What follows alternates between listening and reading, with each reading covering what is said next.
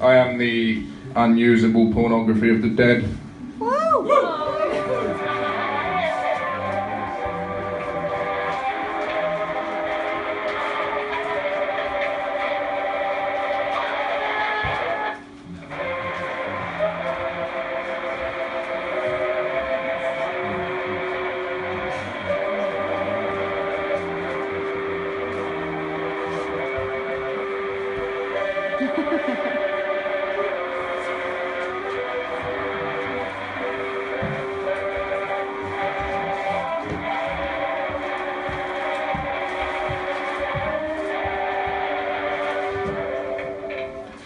There was a man named Terry.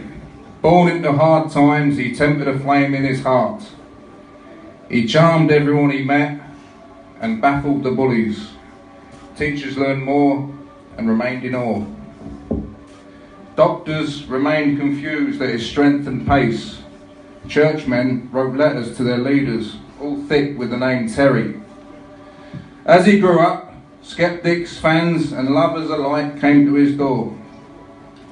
He could have sat round and got fat, but Terry, I don't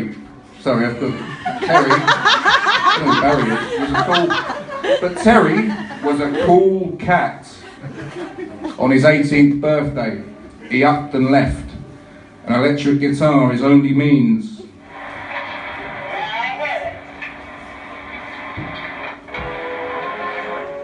The axe was a mere affectation and served as a means of self-flagellation. For Barry, in all his new clothes, was a fraud, a Walt and a Perrin. He ran his body red raw across the discordant strings.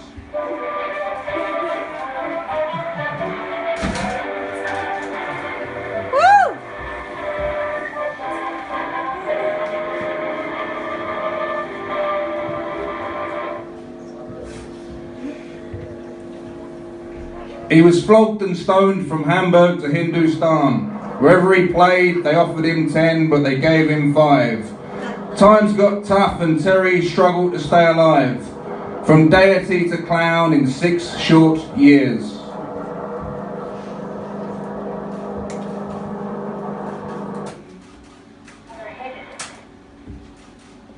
I dreamt I was on the set of Band of Brothers or something, and I was trying to take a pistol or an MP40 home with me.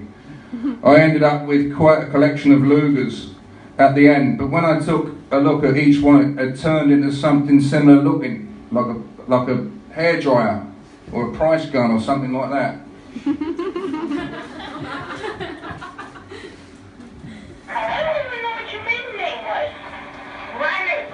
I never knew that. Riley? No, Riley is that silly. No, I'm Irish. Well, that explains everything. That explains everything. We used to play this live sex show in Amsterdam. We'd play along to the fucking and the strippers all night. We tried to play disco.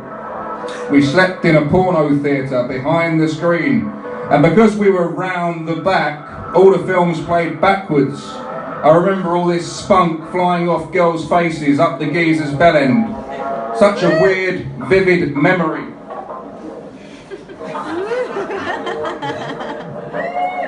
How am I doing for time? Is that it? No!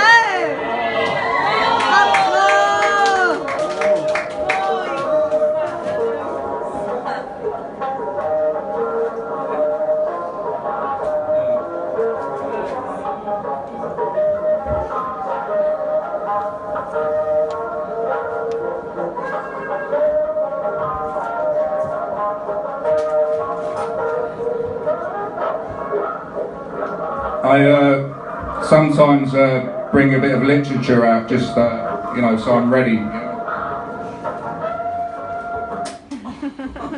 I don't know whether to read Buttocks Beautiful or Martyrs of the Sexual. Oh yeah, this is the one I like. Intercity Sex. Let's have a look. Bear with me a minute, folks. His pages are a bit stuck together.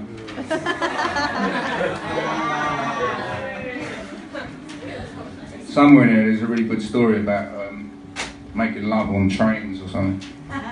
There we go, look. Very interesting artwork as well, I don't know if anyone can see that. There's a train there coming out from between a young lady's legs. Odd, you may think, but it's a fact. And in the jungle of sex, there are many stranger foibles and fetishes, I am sure. Perhaps it's the uniquely enclosed environment of a railway carriage that fascinates me. Perhaps the rhythmic motion of the train itself. Certainly, the elements of chance and adventure have a strong pull. I can't explain it, though maybe a psychiatrist could. All I do know is that I get my biggest thrills from making love to fellow travellers, female, on British Rail. It might get a bit sordid if I keep going. How do I set about it? Aren't there great risks? What about the failures as well as the successes? All in good time. Let me tell you at the outset of my first experience how it all began. I am aged 35 and so I'm 30, 27. I have aged and I've been separated from my wife for some years. My job as a market research consultant keeps me travelling about the country a good deal.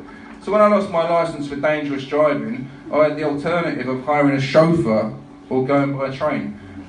The first didn't appeal to me as I hate being driven. In any event, I reckoned I would be able to get through quite a bit of work whilst travelling from place to place by train. I didn't realise then what kind of work. Late one afternoon on a cold